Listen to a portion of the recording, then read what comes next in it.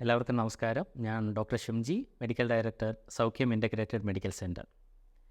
കഴിഞ്ഞ 23 വർഷത്തെ എൻ്റെ ക്ലിനിക്കൽ എക്സ്പീരിയൻസിനിടയിൽ ഒത്തിരി ഡയബറ്റീസ് പേഷ്യൻസ് വന്നിട്ടുണ്ട്. ഈ വരുന്ന ഡയബറ്റീസ് പേഷ്യൻസിൻ്റെ മഹാഭൂരിപക്ഷം ആൾക്കാരും ചോദിക്കുന്ന ഒരു ചോദ്യം, ഡോക്ടറെ, പ്രമേഹ രോഗം ഉണ്ടായ ആൾക്കാർക്ക് ഫ്രൂട്ട്സ് കഴിക്കാൻ വേണ്ടി കഴിയുമോ? പഴങ്ങൾ കഴിക്കുന്നതിൽ എന്തെങ്കിലും തെറ്റുണ്ടോ? വേറെ ചില ആൾക്കാർ പറയും, പ്രമേഹ രോഗം ഡിറ്റക്റ്റ് ചെയ്തതിന് ശേഷം ഞങ്ങൾ പഴങ്ങൾ കഴിച്ചിട്ടേ ഇല്ല. പഴങ്ങൾ കഴിക്കാത്തത് കൊണ്ട് ഒട്ടനവധി ബുദ്ധിമുട്ടുകളുണ്ട്. പണ്ട് ഒത്തിരി പഴങ്ങൾ കഴിച്ചിട്ടാണ് വയറ്റിൽ നിന്നൊക്കെ ഒന്ന് പോവുക, കോൺസ്റ്റിപ്പേഷനൊക്കെ റിലീവ് ചെയ്തത്. പ്രമേഹം വന്നതിന് ശേഷം ഇപ്പം കോൺസ്റ്റിപ്പേഷൻ, മലബന്ധവും വളരെയധികം മൂർച്ഛിച്ചിട്ടുണ്ട് എന്നൊക്കെ. പ്രമേഹ രോഗികൾക്ക് പഴങ്ങൾ കഴിക്കാൻ വേണ്ടി കഴിയുമോ? കഴിക്കാമെങ്കിൽ തന്നെ ഏത് തരത്തിൽപ്പെട്ട പഴങ്ങളാണ് അവർക്ക് കഴിക്കാൻ വേണ്ടി കഴിയുക? എത്രമാത്രം അവർക്ക് കഴിക്കാം? ഈ ചോദ്യങ്ങൾക്കൊക്കെ മറുപടി പറയുന്നതിന് മുമ്പ് 2 കാര്യങ്ങളാണ് പഴങ്ങളുടെ കാര്യത്തിൽ നമ്മൾ മനസ്സിലാക്കേണ്ടത്. അതിലൊന്നാമത്തേത്, ആ പഴത്തിൽ എത്രമാത്രം കാർബോഹൈഡ്രേറ്റ് അല്ലെങ്കിൽ അന്നജം അടങ്ങിയിട്ടുണ്ട്, അല്ലെങ്കിൽ പഞ്ചസാരയുടെ അളവ് എത്രയാണ് എന്ന് മനസ്സിലാക്കുക. രണ്ടാമത്തെ കാര്യം, വളരെ പ്രധാനപ്പെട്ട ഒരു കാര്യം, ഗ്ലൈസീമിക് ഇൻഡെക്സ്. എല്ലാ കാർബോഹൈഡ്രേറ്റുള്ള വസ്തുക്കളിലും ഗ്ലൈസീമിക് ഇൻഡെക്സ് എന്ന് പറയുന്ന ഒരു കാര്യമുണ്ട്. ഈ പഴങ്ങളുടെ ഗ്ലൈസീമിക് ഇൻഡെക്സ് എത്രയാണ് എന്നും നമ്മൾ മനസ്സിലാക്കുക. അപ്പോൾ എന്താണ് ഗ്ലൈസീമിക് ഇൻഡെക്സ് എന്ന് നമുക്ക് നോക്കാം.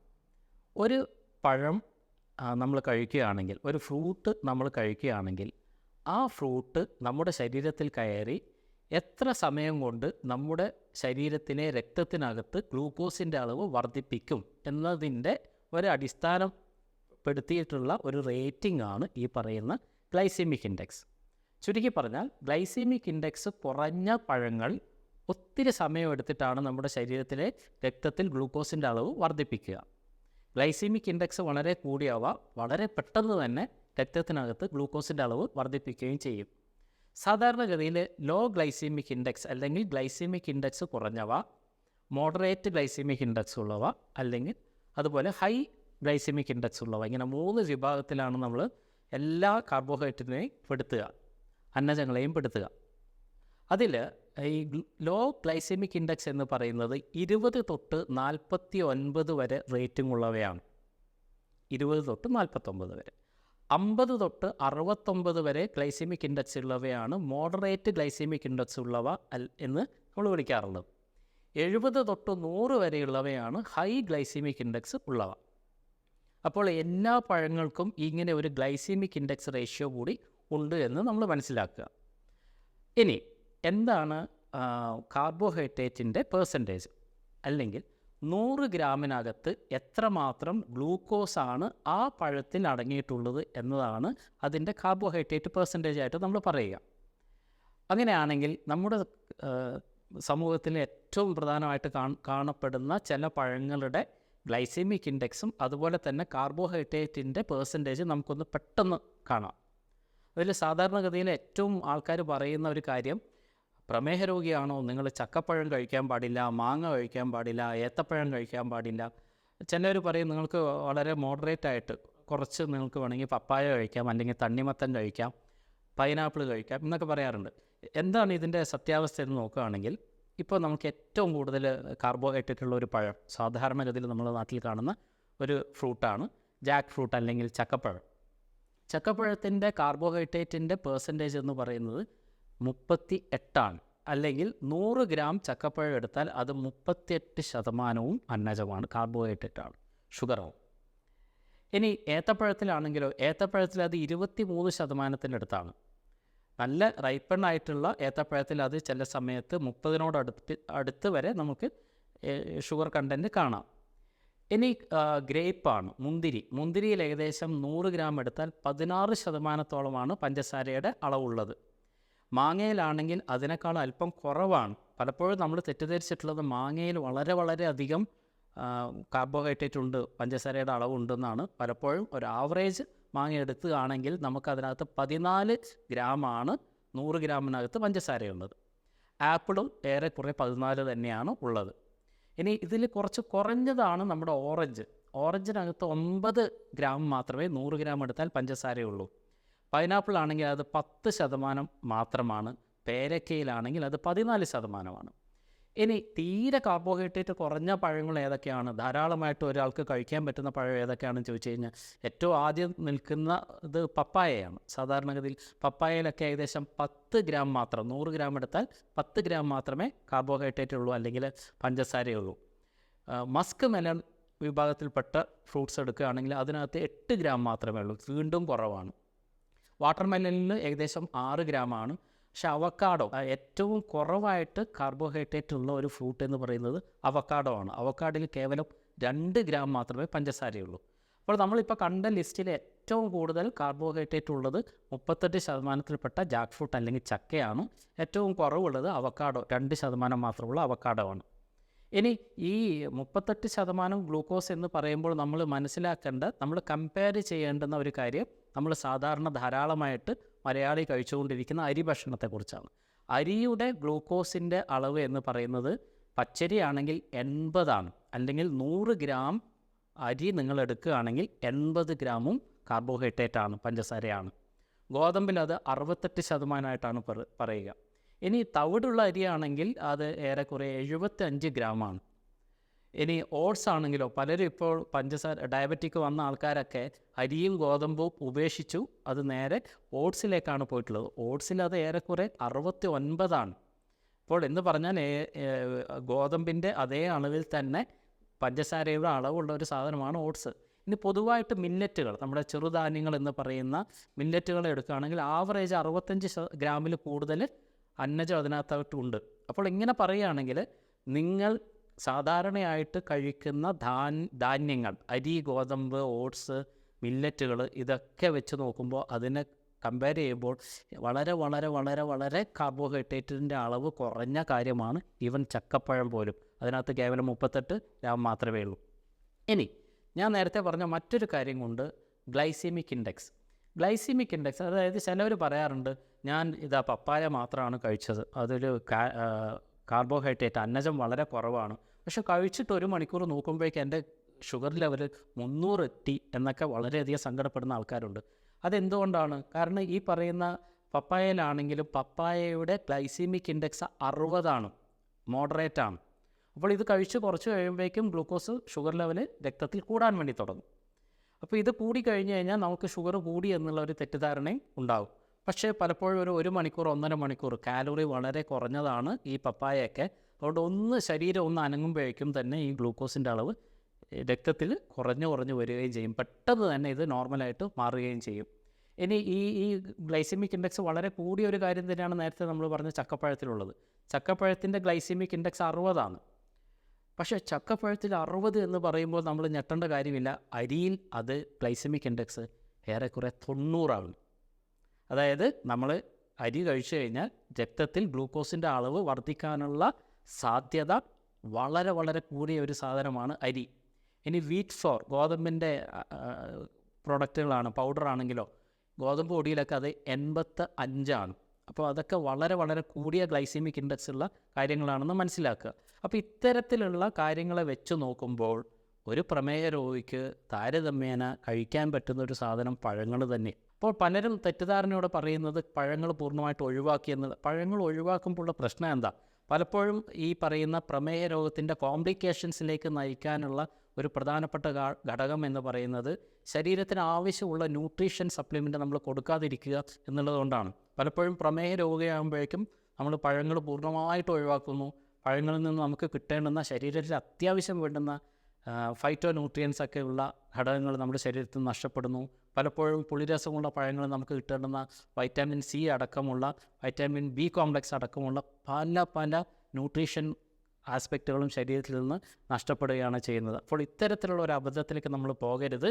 കൃത്യമായ രീതിയിൽ തന്നെ നമുക്ക് പഴങ്ങളുടെ ഉപയോഗത്തോടു കൂടി നമുക്ക് ഈ പറയുന്ന പ്രമേഹത്തെ ഒരു വലിയ പരിധിവരെ കൺട്രോൾ ചെയ്യാൻ വേണ്ടി, നിയന്ത്രിക്കാൻ വേണ്ടി കഴിയും. ഇനി പ്രമേഹ രോഗത്തിൻ്റെ കോംപ്ലിക്കേഷൻസിലേക്ക് പോകാനുള്ള പ്രധാനപ്പെട്ട ഒരു കാരണം ഞാൻ പറഞ്ഞു, പലപ്പോഴും ന്യൂട്രീഷൻ ലാഗാണ്. അപ്പോൾ ഒരു വ്യക്തി പ്രമേഹ രോഗി ആയിക്കഴിഞ്ഞാൽ അദ്ദേഹം എന്തൊക്കെ കാര്യങ്ങളാണ് ചെയ്യേണ്ടത്, എങ്ങനെയാണ് ഇതിൽ നിന്ന് അദ്ദേഹം രോഗം മാറ്റേണ്ടത്? പലരും പറയാറുണ്ട്, ഡയറ്റ് വളരെ കൃത്യമായിട്ട് ഞാൻ ചെയ്യാറുണ്ടെങ്കിൽ പോലും എനിക്ക് പ്രമേഹ രോഗത്തെ മുഴുവനായിട്ടും മാറ്റാൻ വേണ്ടി കഴിയുന്നില്ല, അല്ലെങ്കിൽ പ്രമേഹ രോഗത്തിൻ്റെ കോംപ്ലിക്കേഷൻസിനെ എനിക്ക് തടയാൻ വേണ്ടി കഴിയുന്നില്ല. നിങ്ങൾക്ക് ഇത് കഴിയണമെന്നുണ്ടെങ്കിൽ നിങ്ങൾ ആദ്യം മനസ്സിലാക്കേണ്ടത് നിങ്ങൾ കഴിക്കുന്ന ഭക്ഷണത്തിലുള്ള അന്നജത്തിൻ്റെ അളവ്, ഗ്ലൂക്കോസിൻ്റെ അളവ് എത്രയാണെന്നുള്ള ഒരു സാമാന്യ ബോധം നിങ്ങൾക്കുണ്ടാവണം. അതിൻ്റെ ഗ്ലൈസീമിക് ഇൻഡെക്സ് എത്രയാണെന്നുള്ള ധാരണയും നിങ്ങൾക്ക് വേണം. അപ്പോൾ ഇത് കൃത്യമായ ഒരു ഹെൽത്ത് എക്സ്പേർട്ടിൻ്റെ അഡ്വൈസോട് കൂടിയിട്ടാണ് നിങ്ങൾ ചെയ്യേണ്ടത്. അരി മാറ്റിയിട്ട് ഗോതമ്പിലേക്ക് പോയിട്ടുണ്ടായിരുന്നു ഇത്രയും കാലം. ഇപ്പോൾ പുതിയൊരു ട്രെൻഡായിട്ട് വന്നിട്ടുള്ളത് ഗോതമ്പും വേണ്ട, ഗോതമ്പ് അത്ര നല്ലതാവുകൊണ്ട് മില്ലറ്റിലേക്ക് പോയിട്ടുണ്ട്. അപ്പോൾ ഈ മില്ലറ്റിൻ്റെ ഗുണവും ദോഷവും എന്താണെന്ന് പോലും നമ്മൾ മനസ്സിലാക്കണം. അതിൻ്റെ ദോഷവശങ്ങളെക്കുറിച്ച് കൃത്യമായിട്ട് മനസ്സിലാക്കിയാൽ മാത്രമേ നിങ്ങൾക്ക് പ്രമേഹ രോഗത്തിൻ്റെ കോംപ്ലിക്കേഷൻസിലേക്ക് എത്താതെ ശരീരത്തെ സഹായിക്കാൻ വേണ്ടി കഴിയുള്ളൂ. അത് തീർച്ചയായിട്ടും നിങ്ങളെ സഹായിക്കേണ്ടത് നിങ്ങളുടെ ഡോക്ടർ തന്നെയാണ്. അപ്പോൾ പലപ്പോഴും നമ്മുടെ വൈദ്യശാസ്ത്ര രംഗത്ത് നടക്കുന്ന ഒരു പ്രധാന പ്രശ്നം, നമ്മളൊന്നും ഡയറ്റിന് അത്രമാത്രം പ്രാധാന്യം കൊടുക്കാറില്ല.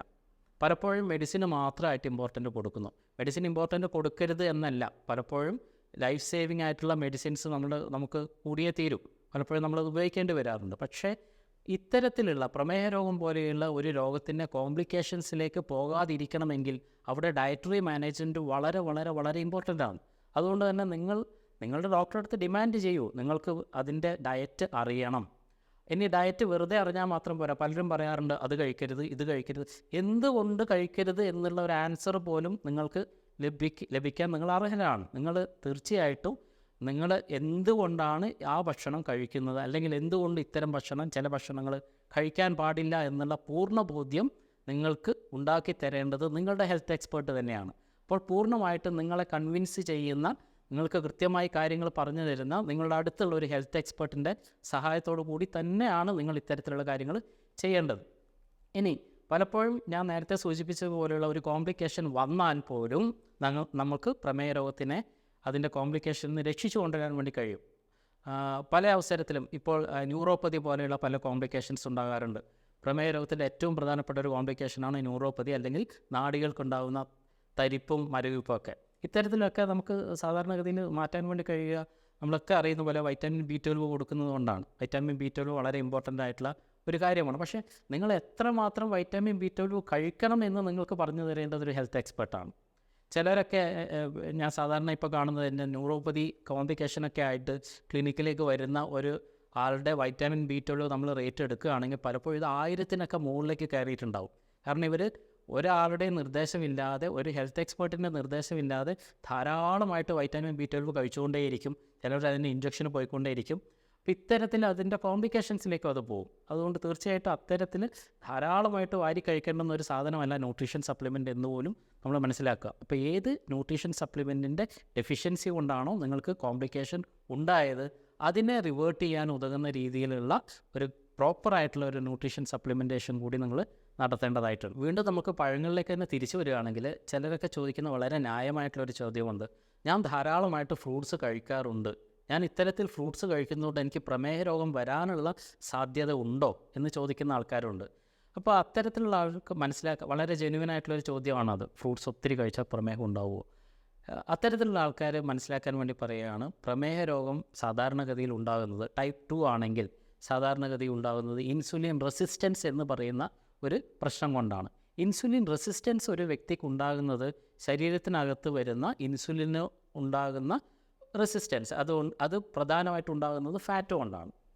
ഫാറ്റ് ശരീരത്തിൽ ഉണ്ടാകുന്നത് കാർബോഹൈഡ്രേറ്റിൻ്റെ കൺവേർഷൻ കൊണ്ടാണെന്ന് നമുക്കറിയാം. അന്നജം ആവശ്യത്തിലധികം കഴിക്കുമ്പോഴാണ് അത് ലിവർ ഫാറ്റായിട്ട് മാറ്റിയിട്ട് അത് വിസറൽ ഫാറ്റ് എന്ന് പറയുന്ന ഒരു കാറ്റഗറിയിലേക്ക് പോവുകയും അവിടുന്ന് ക്രമേണ അത് ഇൻസുലിൻ റെസിസ്റ്റൻസ് എന്ന് പറയുന്ന പ്രശ്നത്തിലേക്ക് മാറുകയും ചെയ്യും.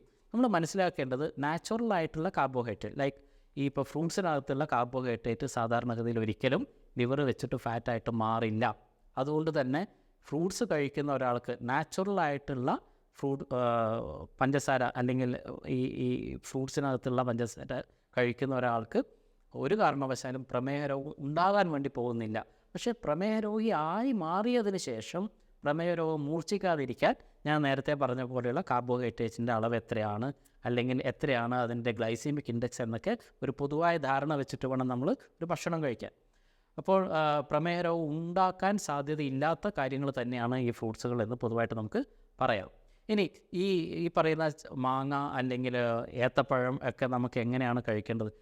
നിങ്ങൾ സാധാരണഗതിയിൽ ഒരു 3-4 ദോശ കഴിച്ചിട്ട് അതിൻ്റെ മുകളിൽ ഏത്തപ്പഴം കഴിക്കുന്നത് തെറ്റ് തന്നെയാണ്. പിന്നെയും നിങ്ങൾക്ക് ഗ്ലൂക്കോസ് വർദ്ധിക്കാനുള്ള സാധ്യതയാണുള്ളത്. മറിച്ച് നിങ്ങൾക്ക് 2-3 ദോശ കഴിക്കുന്നതിന് പകരം നിങ്ങൾ ഏത്തപ്പഴം തന്നെ കഴിക്കൂ.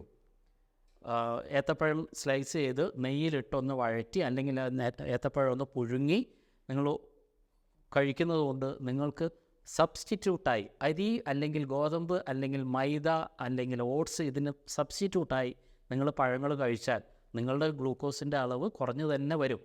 ഗ്ലൈസെമിക് ഇൻഡെക്സ് കൂടുതലായതുകൊണ്ട് ചിലപ്പോൾ 1 മണിക്കൂർ കഴിഞ്ഞ് നോക്കുമ്പോൾ PBS നോക്കുന്ന സമയത്ത് ഒരു പക്ഷേ ഇത് അല്പം കൂടുതലായി കണ്ടെങ്കിലും പിന്നീട് 2-3 മണിക്കൂർ കഴിയുമ്പോഴേക്കും ഇത് ധാരാളമായിട്ട് കുറഞ്ഞ് നോർമലിലേക്ക് തന്നെ വരും. അപ്പോൾ ഫ്രൂട്ട്സ് ഗ്ലൈസെമിക് ഇൻഡെക്സ് കൂടിയ അല്ലെങ്കിൽ കാലോറി കൂടിയ ഊർജം കൂടിയ ഫ്രൂട്ട്സാണ് നിങ്ങൾ കഴിക്കുന്നതെങ്കിൽ ആ ഫ്രൂട്ട്സ് നിങ്ങൾ സാധാരണ കഴിക്കുന്ന അരി ഭക്ഷണത്തിനോ അല്ലെങ്കിൽ ഗ്രെയിൻസിനോ പകരമായിട്ട് നിങ്ങൾ ഉപയോഗിക്കുക. ഇനി ചെറിയ ഗ്ലൈസെമിക് ഇൻഡെക്സ് ഉള്ള ഞാൻ നേരത്തെ സൂചിപ്പിച്ച വാട്ടർമെലൺ, തണ്ണിമത്തൻ പോലെയുള്ള, അവക്കാഡോ പോലെയുള്ള, മസ്ക് മെലൺ പോലെയോ അല്ലെങ്കിൽ പപ്പായ പോലെയുള്ള പഴങ്ങൾ നിങ്ങൾക്ക് ഇടഭക്ഷണമായിട്ട് കഴിക്കാവുന്നതുമാണ്.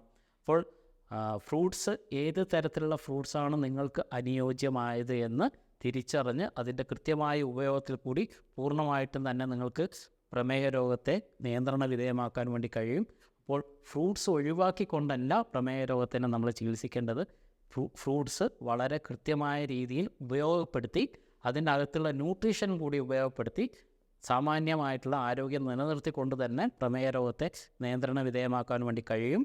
അതിന് നിങ്ങൾ ഒരു നല്ല ഹെൽത്ത് എക്സ്പേർട്ടിൻ്റെ സഹായത്തോടു കൂടി വളരെ കൃത്യമായ ഡയറ്റ് പ്ലാനോടുകൂടി കൃത്യമായ വ്യായാമ മുറകളിൽ കൂടി നിങ്ങൾക്കിത് സാധിക്കും. മറ്റൊരു വീഡിയോയിൽ വീണ്ടും കാണുന്നത് വരെ എല്ലാവർക്കും നന്ദി.